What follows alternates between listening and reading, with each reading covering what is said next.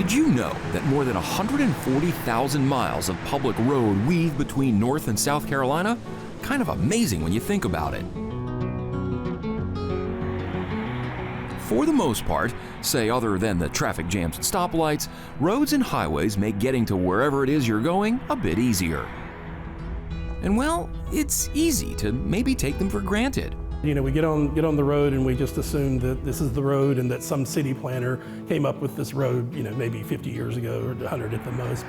But well before these paved pathways of mobility provided us with the ability to move freely about the country, there existed something else, a piece of forgotten infrastructure, a network of prehistoric paths that evolved into our modern road system. We hit the road to Lancaster, South Carolina, and the Native American Studies Center, where we asked Dr. Stephen Criswell just how indigenous people traveled. It's important to know that these paths that we still follow today were created by Native Americans thousands of years ago and persisted. You know, if something works, human beings keep doing it and they stick with it, and we owe our ability in some ways to get from one part of the Carolinas to the other, to get to Atlanta, to get to Virginia, because of these paths that were laid out thousands of years ago. Sometimes referred to as the Great Trading Path, the Great War Path, the Great Warrior Path, and that path then later became the Great Wagon Road. That was the path used by Scots-Irish settlers who came down from Pennsylvania and then settled into the area. Amazingly, some segments of these historic paths still exist. At Anne Springs Close Greenway in Fort Mill, there's a well-preserved section of the Great Wagon Road known as Nation Ford Road.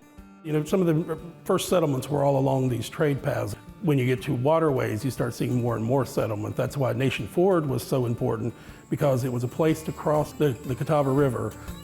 Flora Duraski knows a bit about the area's history. She volunteers at both the Fort Mill History Museum and the Greenway. Mostly Scot-Irish coming from the Philadelphia area, coming into this area. And part of the attraction here was that, especially in the mountains, it reminded them of home, of the highlands. Back in the 1700s, if early settlers wanted to make the move from Pennsylvania down the Great Wagon Road, they couldn't just call a moving company or hop on a highway.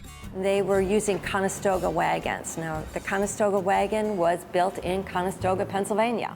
A hike along this segment of Nation Ford Road gives you a pretty good idea of the considerable effort Native Americans and the early pioneers had to make just to get around. There's some areas that are pretty improved, but there are some areas that give you more that idea of what it was like to be walking along that wagon. Lots of roots, lots of rocks, and it gives you an appreciation for coming through here. I mean, it's not like modern interstates today, though in a way that's what it was in its time. While not the multi-lane highways of today, roads like Nation Ford made trade possible amongst Native Americans and European settlers. According to Criswell, the Catawba benefited from their unique location along the road. Once English and European settlements started, these paths really became the trade route, and the Catawba in some ways acted as the middleman in the deer trade between the European settlers and the other tribes who would acquire deer skins, because the Catawba were right at a crossroads there where the trade path came down and split into two directions, where you could go toward the English settlements, the European settlements in one direction, and the Cherokee and other tribal groups, the Saluda and so forth, in the other direction. In 1780, after British forces were defeated at the Battle of Kings Mountain, British General Cornwallis, who was headquartered 20 miles away in Charlotte, used Nation Ford Road to retreat along with around 4,000 troops across the Catawba River and to regroup in Winnsboro, South Carolina. Almost 85 years later, at the end of the Civil War, Nation Ford Road once again offered an escape route. This time, it was the defeated Confederate President Jefferson Davis, along with his cabinet, as they fled federal troops.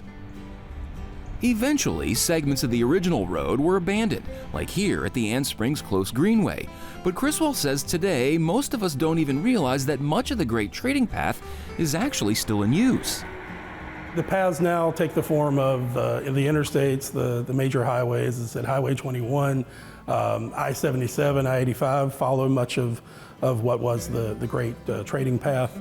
And then there are still portions of it, I think in certain states, that some of these paths have become greenways and trails to follow for hikers and so forth. So the next time you hop in your car for a little road trip, just think about how the roads we travel originated. Why does it curve here or go there? For Caroline Impact, I'm Jason Terzis reporting. Thanks for watching, and if you don't want to miss any more great regional stories, please subscribe to our PBS Charlotte YouTube channel.